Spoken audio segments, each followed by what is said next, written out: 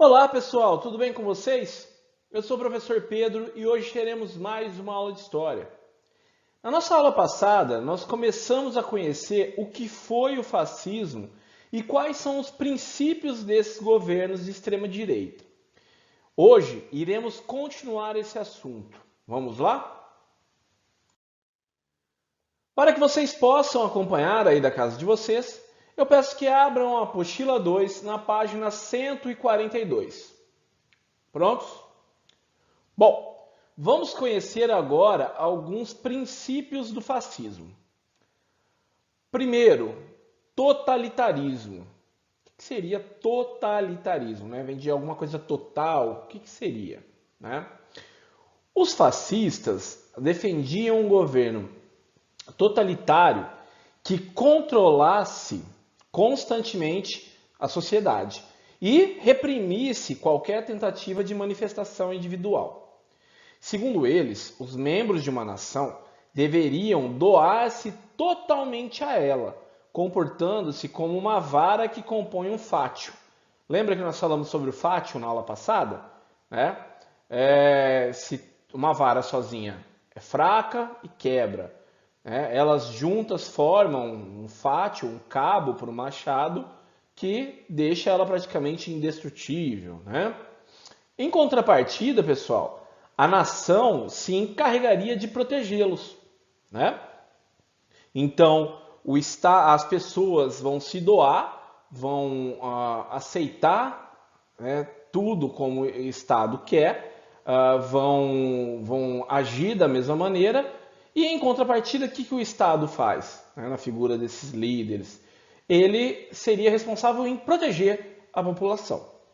Um governo autoritário, ele procura controlar os indivíduos nos espaços públicos para impedir que se manifestem, se organizem politicamente, se associem a outras pessoas que manifestam as suas insatisfações, tá? E um governo totalitário é ainda mais controlador. Então o autoritário já controla o espaço público e as manifestações, reprime quando é uma insatisfação contra o governo, e geralmente faz vista grossa quando é favorável. Um governo totalitário, que é mais que autoritário, ele é ainda mais controlador, porque ele fiscaliza as pessoas tanto no espaço público como no privado. Isto é, até mesmo dentro das casas das pessoas. Nesse tipo de regime totalitário, o indivíduo se sentia permanentemente vigiado e chegava a denunciar os próprios familiares, caso desconfiasse que eles atuavam contra o regime fascista. Além disso, o totalitarismo implica a existência de um único partido, que comanda sozinho o Estado sem a fiscalização de um parlamento independente. Então, a crítica a deputados, ao judiciário, era muito comum também. Se você pega um tipo de governo que quer controlar sozinho, um partido único, sem ter ali uma relação com a democracia. O totalitarismo, ele busca formas de controle dos indivíduos em seus espaços e momentos mais íntimos e privados.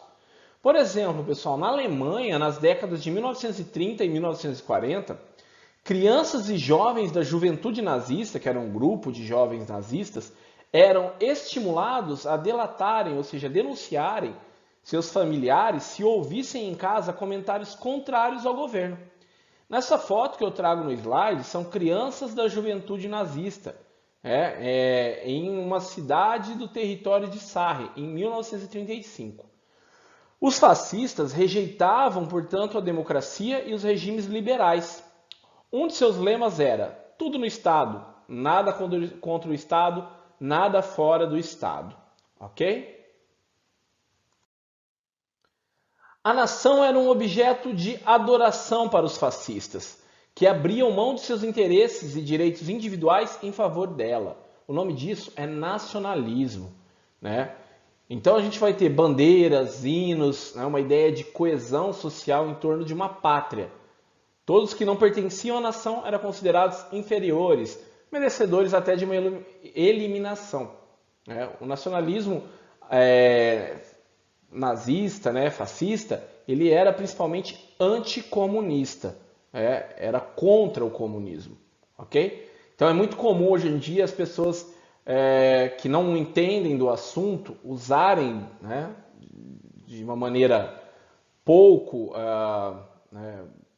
inteligente, no caso, né, porque nós temos um conhecimento histórico a partir de estudos que deixam claro que o nazismo e o fascismo era contra o comunismo.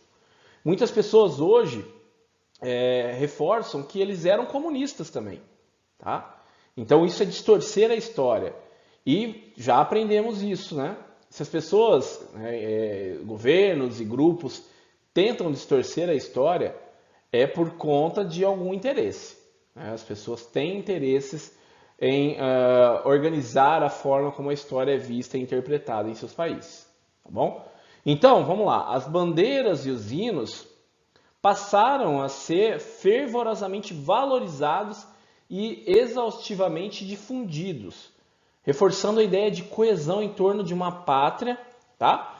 E que, por outro lado, todos os que pertenciam, né, aliás, os que não pertenciam à nação, eram inferiores, né, como eu disse para vocês agora, eram desprezados, poderiam ser eliminados. Então, o que é diferente, o que não concorda com a pátria, tem que ser eliminado. Era a visão dos nazistas, né, e dos fascistas.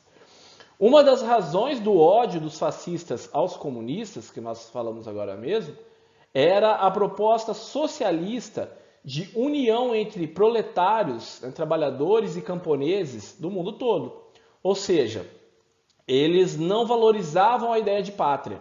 Eles entendiam que os trabalhadores do mundo todo deveriam se unir numa pátria de trabalhadores que tinham interesses em comum. Né? As bandeiras, as flâmulas, cartazes eram elementos importantes até na decoração nacionalista, né, desses países fascistas. Ok? Nessa fotografia ao lado temos a decoração da cidade de Roma, né, Itália, durante uma visita de Adolf Hitler, que era o líder nazista da Alemanha em 1938. Ok? Então, totalitarismo, nacionalismo, duas características muito fortes em governos que são fascistas.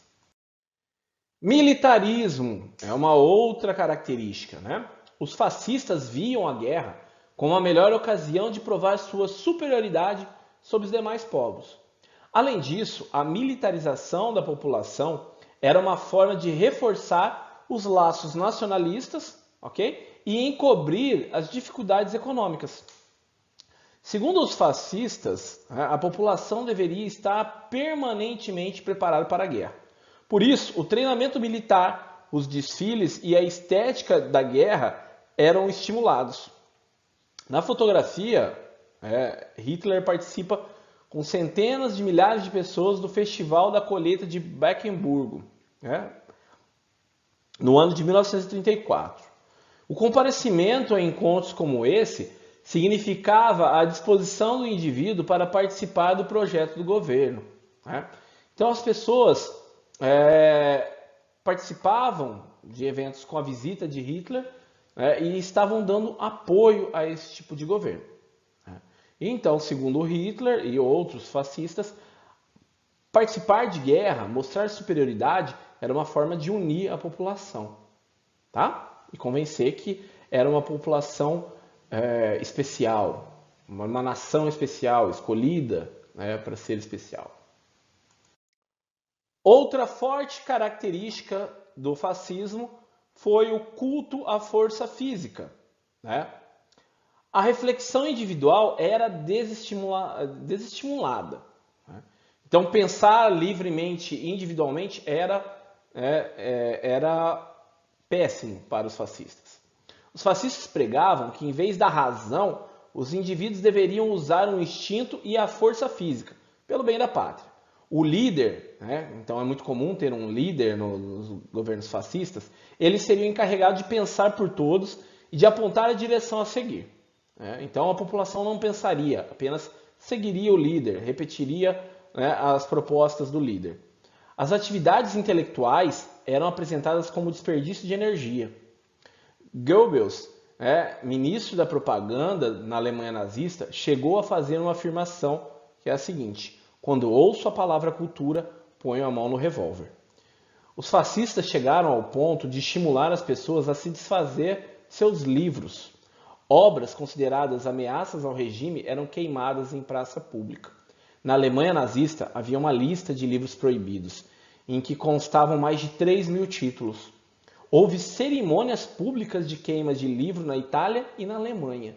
Ainda no final do século XIX, o poeta alemão Heinrich Heine afirmou: onde livros são queimados, seres humanos estão destinados a ser queimados também. Infelizmente, as palavras do autor se confirmaram, né?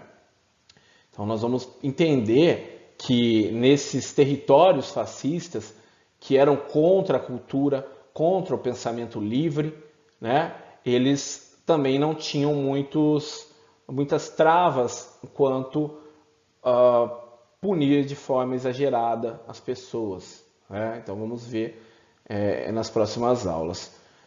Mas aí eu trago uma reflexão aqui para a aula de hoje, pessoal.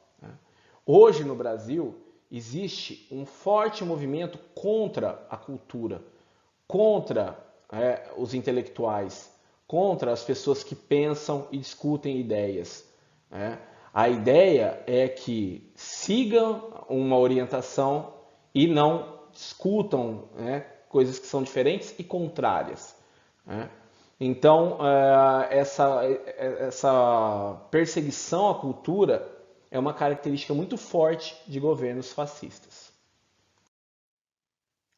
Outra característica muito forte de governos fascistas é o culto ao líder, que é visto como um indivíduo que não falha, capaz de conduzir o país à glória, que usa de uma forte máquina de propagandas para divulgar, às vezes até mentiras, como se fossem verdades.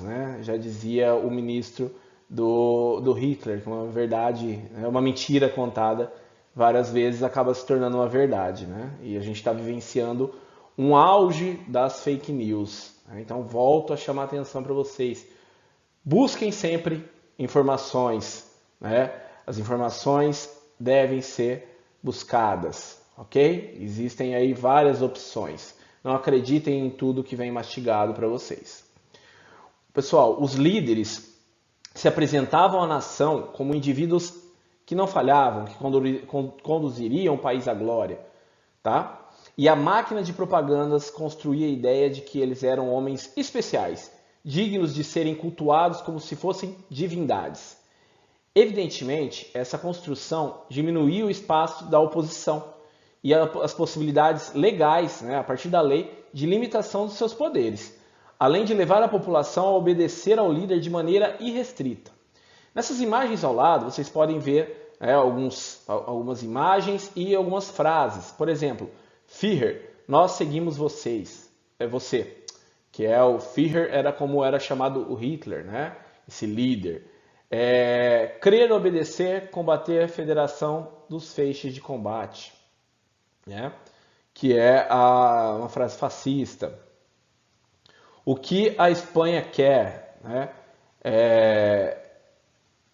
Então, pessoal, a gente tem Hitler na Alemanha, Mussolini na Itália. Aqui, o que a Espanha quer era Franco na Espanha, que temos o franquismo. Cada um deles foi representado pela propaganda como salvador da pátria. E pela história a gente já percebe que esses salvadores da pátria acabaram levando esses países aos piores momentos que eles tiveram em sua história. Momentos que até hoje as populações desse país relembram para que nunca mais se repita. É uma das importâncias da história. Bom, pessoal, na aula de hoje conhecemos os princípios do fascismo, quais são as características desse tipo de governo. Pessoal, nessa imagem ao lado temos aqui uma multidão assistindo ao discurso de Adolf Hitler. Ele era um líder, ele era uma pessoa que tinha uma boa oratória, ele convenceu a população alemã que ele poderia levar a Alemanha ao auge novamente, às glórias. A questão é que preço a população alemã teve que pagar, para aderir a esse nazismo, a essa ideia. Hoje, os alemães têm vergonha dessa história, dessa parte da história. Mas nesse período, muita gente acabou comprando essa ideia. Em um momento de crise, as pessoas desesperadas aceitaram essa liderança, que prometia resolver os problemas. Então nós vimos as características que são muito comuns em governos fascistas, que muitas são comuns hoje em dia, no Brasil e no mundo. Essa ideia de líder que promete ser diferente, essa ideia de mito, a gente já viu o que leva na história. Então nós temos que entender a história para que ela não se repita. Então ao longo das próximas aulas nós vamos ver qual foi o desdobramento dessa liderança, e desse partido único totalitarista, do combate à cultura, do estímulo à guerra, o estímulo à violência, quais foram os resultados disso para a Alemanha, ok? E vamos pensar um pouquinho nas coisas que acontecem hoje em dia. A história não é só para falar sobre o passado, a história é para falarmos sobre o presente, ok? É justamente o presente que nos interessa, ok? Um forte abraço a todos, bons estudos, muito obrigado e até a próxima aula. Acima está meu contato, caso tenham dúvidas, ok? Até semana que vem.